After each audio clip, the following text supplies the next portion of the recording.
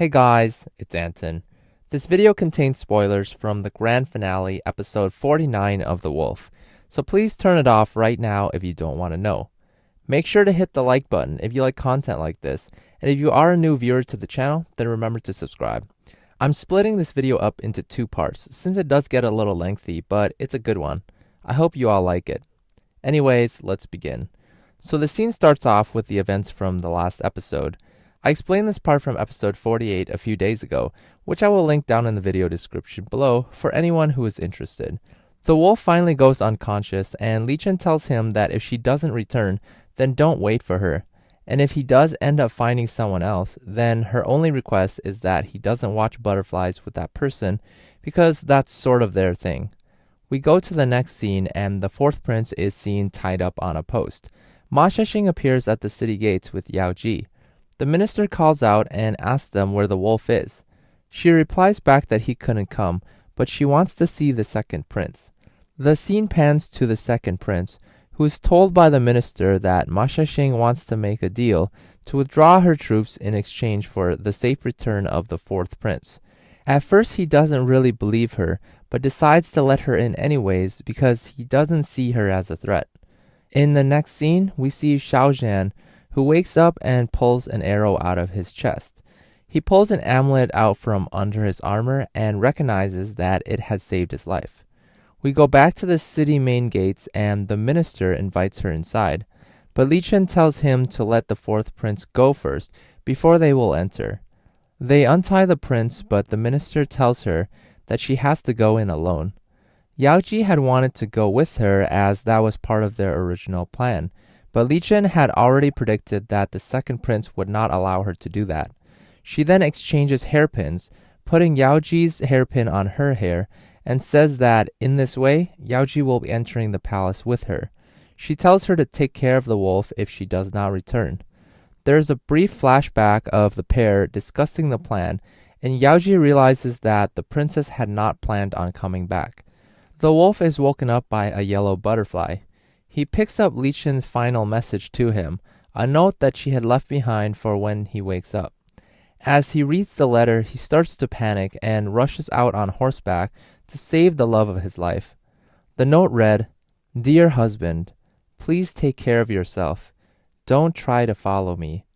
I know that when you read this letter that you will not stand by, but please do not try to follow me. In this life, I have always chased after you. I know how painful that feeling is. Back when I was apart from you, I had to chase after your memory, feeling full of remorse and regret. When I finally saw you again, I was still chasing after the wolf and Lord Bo. Whether it was love or hate, I never let you go for even one day. Chasing after you in this way was painful. I don't want the rest of your life to be like this. My last wish is that you live well. Having you in my life makes me have no regrets." We get to the next scene and she's walking up the steps and finally sees the second prince, who tells her that the last time when they met in the palace that she was Lord Bo's wife. Then, when she had regained her status as royalty, she fought a battle with him in the forest until finally meeting him again today. He tells her that it must have been a difficult road, to which she replies that it must have been a hard road for him as well. We as the audience know what she's implying, that although his status had been changed as well, it was achieved through treachery. After some banter about sacrifices made by each side, Li Chen boldly demands that if he opens the gates of the city right now, she will allow him to remain as one of her vassals and will not persecute him any further. He's furious and asks her if she's gone crazy because Lord Bo is dying. After this scene, we see the wolf riding a horse to the city gates to come save Li Chen. As archers are firing arrows down on him, he remembers her words. "Even though you are Lord Bo now, you will always be my kind wolf boy from Wolf Mountain. You must have someone whom you want to protect. You are not a beast, you are a human being. And life is short and unpredictable. No one can foresee who we will say goodbye to next. Perhaps we should cherish our life in the present. Your life has been difficult, but I don't think heaven wanted to mistreat you in that way. If I didn't give up, you shouldn't either.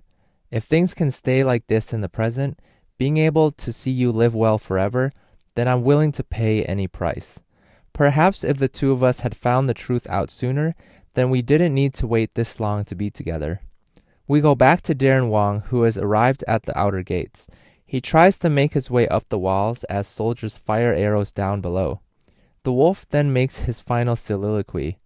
We've had to endure 8 or 9 years of misunderstanding, love, hate, and anguish.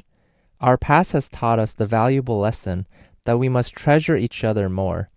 As he gets hit by more and more arrows, he remembers his final promise to Li Qin.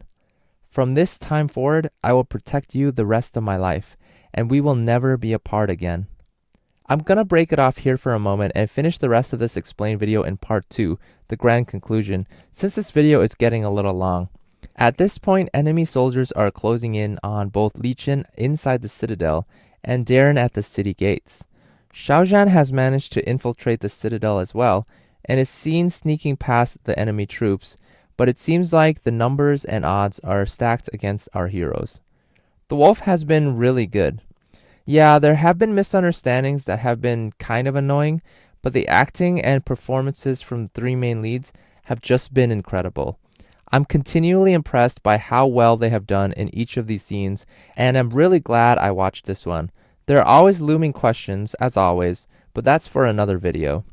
Anyways, that's all I have for you guys today. Thanks for watching. Stay tuned for part 2 of The Wolf, episode 49, the grand finale, explained. Coming to you very, very soon. If you like these explained videos, remember to subscribe. And if you haven't yet already, then make sure to turn on your notification bell to get alerts as to when new videos are posted. As always, my name is Anton. I will see you guys in the next video. Later.